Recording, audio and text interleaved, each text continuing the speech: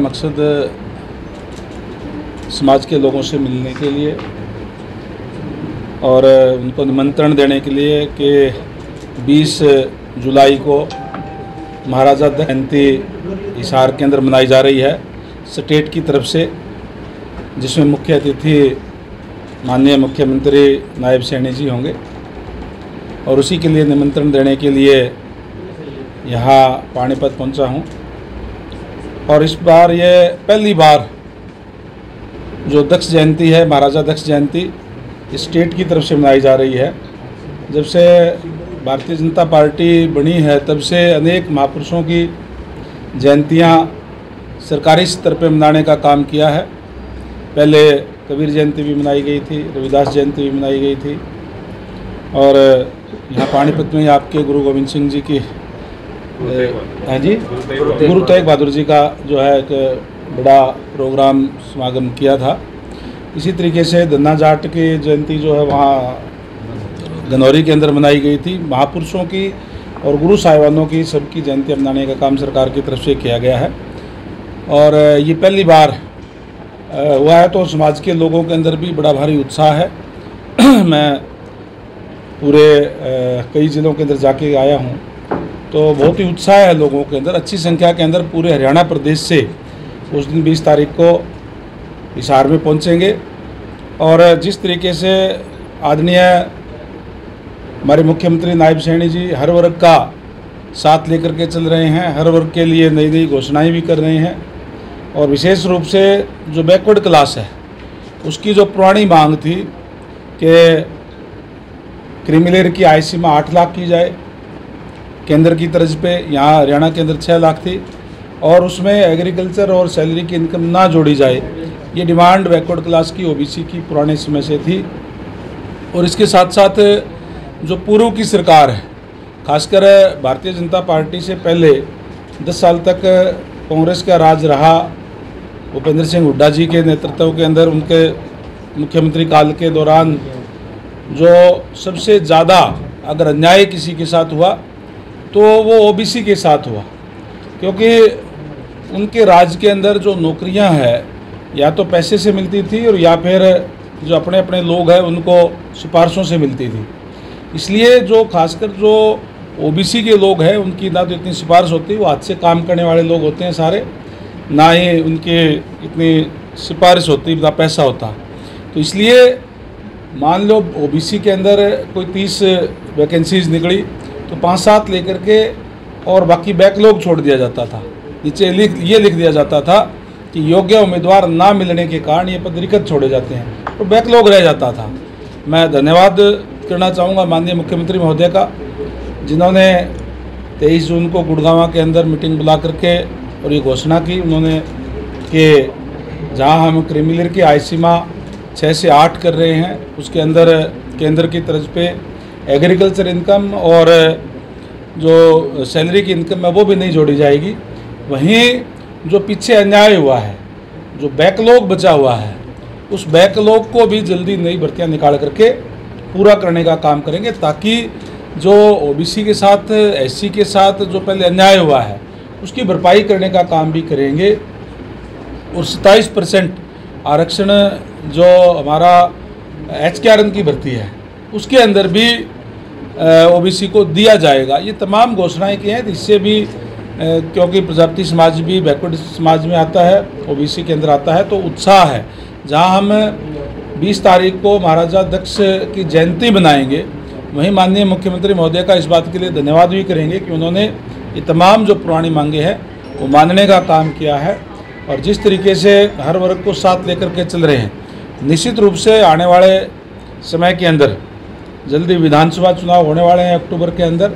मैं समझता हूं कि आज हर वर्ग भारतीय जनता पार्टी के साथ है और एक बार फिर से आदरणीय नायब सैनी जी के नेतृत्व के अंदर भारतीय जनता पार्टी की सरकार पूर्ण बहुमत की सरकार बनेगी। पिछली बार तो कुछ कमी रह गई थी, इस बार पूर्ण बहुमत की सरकार हम एक बार फिर से, जिस तरीके से केंद्र के अंदर अभी भारतीय जनता पार्टी की सरकार लगातार तीसरी बार बनी है, हरियाणा के अंदर भी भारतीय जनता पार्टी की सरकार बनेगी।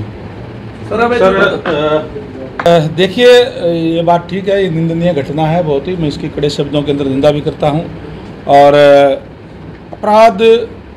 अपराधी करने के बाद में जो जिस तरीके से चाहे वो हिसार की बात है, अभी एक जो मुख्य अपराधी था उसको पकड़ लिया गया है और के ऊपर अभी सख्त निर्देश दिए गए हैं और माननीय मुख्यमंत्री महोदय ने भी कड़े निर्देश दिए हैं और दोषियों को किसी भी कीमत पे बख्शा नहीं जाएगा। ये ठीक है कि जो अपराध जो करता है, अपराध करके और उसके ऊपर जो उसको राउंड अप करना, उसको सख्त सज़ा दिलाना सरकार का काम है। निश्चित रूप से उनके खिलाफ कड़े कदम भी उठाएंगे और आगे भी जैसे माननीय मुख्यमंत्री महोदय ने कहा है कि कड़े कदम उठाए जाएंगे ताकि इस तरह की घटनाओं की पुनरावृत्ति ना हो। आज मैं ये कह सकता हूँ कि जो घटनाएं हुई है उसकी तो मैं निंदा करता हूँ, लेकिन जो कांग्रेस के समय में जो अपराध था उस टाइम का भी आप उठा करके देख लीजिए किस तरीके के कांड उस समय में हुए थे।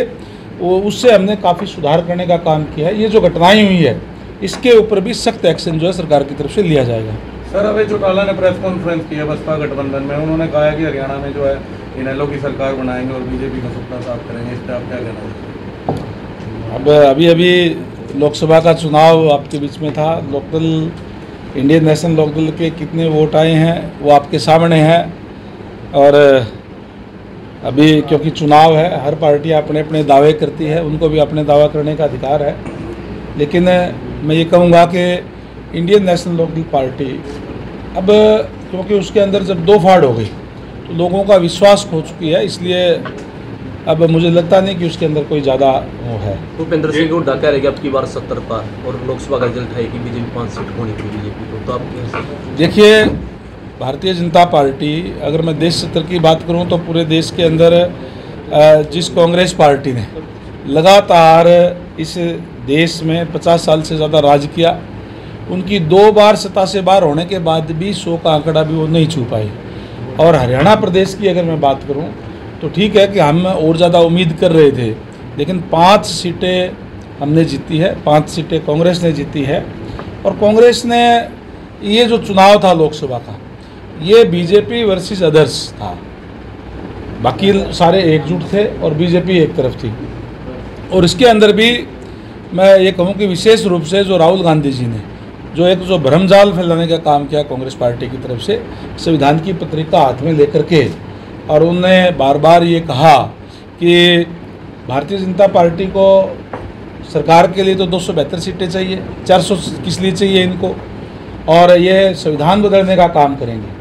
और वो कहीं न कहीं उसमें वोटों में थोड़ा बहुत डेंट लगा है, जिसका कारण ये जो है हमारे जो सीटें कुछ घटी है हरियाणा के अंदर। लेकिन अब हमारा जो कार्यकर्ता है जाकर के उनकी सारी पोल खोलने का काम भी कर रहा है, लोगों को बताने का काम कर रहा है, लोगों को समझ में भी आ गई है। और उन लोगों ने इस तरीके की बात की संविधान को बदलने की, जिन्होंने अपने समय के अंदर इस संविधान की धज्जियां उड़ाने का काम किया। 1975 के अंदर जब इमरजेंसी लगाई गई तो मेरे ख्याल से इतने जुल्म जातियाँ अंग्रेज़ों के समय में भी नहीं हुआ जितना इमरजेंसी के दौरान कांग्रेस की सरकार ने करने का काम किया था। अभी दुष्यंत चौटाला जी जहाँ भी प्रेस कॉन्फ्रेंस कर रहे हैं, ये कह रहे हैं कि बीजेपी के साथ जाना उनकी गलती रही है। आपको लगता है कि 4.5 साल बाद उनको ये याद आया कि हमने गलती की? नहीं, वो गलती सुधारने के बाद में लोकसभा चुनाव तो अलग लड़ा था उन्होंने, और लोकसभा चुनाव के अंदर कितने वोट आए वो सारे आपके सामने हैं। जैसे मैंने कहा, प्रजातंत्र है, प्रजातंत्र के अंदर जो पार्टी लोगों का विश्वास खो देती है फिर वो उठ नहीं पाती है। आज ये हालत मैं समझता हूँ कि दुष्यंत चौटाला जी की पार्टी की भी है और ये हालत इंडियन नेशनल लोकदल की है। बसपा का क्या जनाधार है? बसपा का जनाधार अब यूपी में नहीं बचा तो हरियाणा के अंदर कहाँ है? मुझे तो कहीं लगता नहीं कोई बसपा का कोई जनाधार यहाँ पे है। INLD 35 सीट पे जो है बता रही है इनको बसपा को खड़ा करेगी हरियाणा में। वो तो चलो इनका इंटरनल मामला है, 35 पे, 37 पे, 50 पे जितने भी खड़ा करे वो तो उनका काम है। लेकिन जैसे मैंने कहा कि अब ये जो दो फाड़ होने के बाद में इंडियन नेशनल लोकदल पार्टी का पहले राज भी रहा है और मुख्य विपक्षी पार्टी भी रही है, लेकिन जिस तरीके से पार्टी के अंदर विघटन हुआ उसके बाद में लोगों का विश्वास खो दिया। विश्वास खोने के बाद में प्रजातंत्र के अंदर लोगों का विश्वास ही होता है, विश्वास उन्होंने खो दिया। अब जो अब कोई उसमें ज़्यादा पार्टी के अंदर कोई साथ जो लोग हैं नहीं। अभी आप कांग्रेस की बात करें कि संविधान हाथ में लेकर राहुल गांधी ने जो मुद्दा उठाया तो क्लिक कर गया हूँ। अभी कांग्रेस मुखर है अग्निवीर योजना को लेकर। कल एकाएक जो आपको ऊपर से आदेश आया, आपके सभी मंत्रियों ने अग्निवीर योजना के ऊपर प्रेस कॉन्फ्रेंस की। आपको लगता है, आपको ये इस चीज़ का डर है कि कहीं अग्निवीर की योजना जो है हरियाणा में फिर न क्लिक कर जाए लोगों के बीच में? नहीं, ऐसा पहले जैसे संविधान को लेकर आप कर रहे हैं। देखिए, अग्निवीर योजना अपनी जगह पे है, जो रेगुलर भर्ती जो सैनिक होती है वो भी है, और अग्निवीर योजना कोई अकेले कोई भारत में नहीं और दूसरे देशों के अंदर भी है। तो ये इस योजना के बारे में डिटेल से बताने के लिए जो प्रेस कॉन्फ्रेंस करी है, लेकिन अब जो है हमारे यहाँ कहते हैं जैसे काट की हांडी बार बार नहीं चढ़ती। कांग्रेस पार्टी ने एक बार बहका लिया था, और इसके अंदर तो मैं वैसे फिर भी बता दूं, क्योंकि ये चुनाव जो है बीजेपी वर्सेस अदर्स था, और अब कांग्रेस पार्टी गुटों में बटी हुई है। कांग्रेस पार्टी तो एक दूसरे को खुद निपटाने का काम करेगी, हमें उनके साथ लड़ाई करने की जरूरत नहीं है। हमने जो 10 सालों के अंदर जो कार्य किए, जो हर वर्ग के को साथ लेकर के चले, जो आज पंडित दीनदयाल उपाध्याय का जो मूल मंत्र है अंत्योदय, उसके ऊपर योजनाएं बनाई। आज 5 लाख रुपए तक का इलाज जो बीपीएल कार्ड है उनका जो फ्री हो रहा है।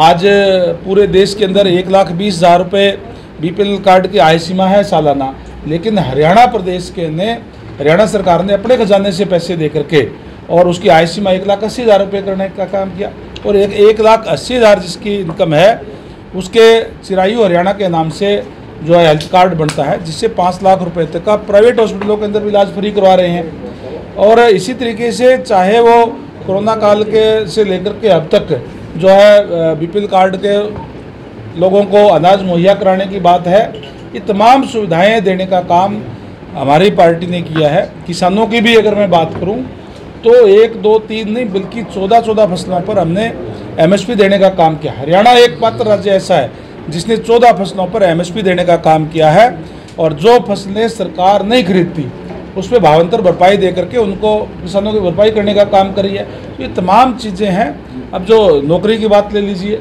जैसे मैंने बैकलॉग की बात आपको कही, क्योंकि केवल और केवल जिनकी सिफारिश नहीं थी उनको छोड़ दिया जाता था। आज युवाओं के अंदर एक विश्वास पैदा करने के लिए हमने मेरिट के ऊपर नौकरियां देने का काम किया है। आज युवा को ये विश्वास है कि तू अगर पढ़ेगा अच्छा तो अपने शिक्षा के दम पर अपने सरकारी सेवाओं के अंदर अपना स्थान बना सकता है। तो हमने मेरिट लागू करने का काम किया है, हर वर्ग के लिए कार्य किया है। इसलिए आज जो प्रदेश के लोग हैं वो भारतीय जनता पार्टी के साथ है। जो कांग्रेस की बात आप कह रहे हैं, कांग्रेस की पार्टी तो केवल और केवल पिता पुत्र की पार्टी बन के रह गई है। इसलिए उनके जो बड़े बड़े नेता हैं वो उनको छोड़ के जा रहे हैं। अभी हाल ही में आपने देखा होगा कि चौधरी बंसीलाल जी का परिवार, किरण चौधरी जी, श्रुति जी, वो भी उनको छोड़ के गए हैं। तो आज उनके अंदर अलग अलग गुटों में केवल एक ही परिवार का उसके ऊपर कब्जा है। इसलिए प्रदेश की जनता सोच समझ के वोट करने वाली है, और वो भारतीय जनता पार्टी के साथ है।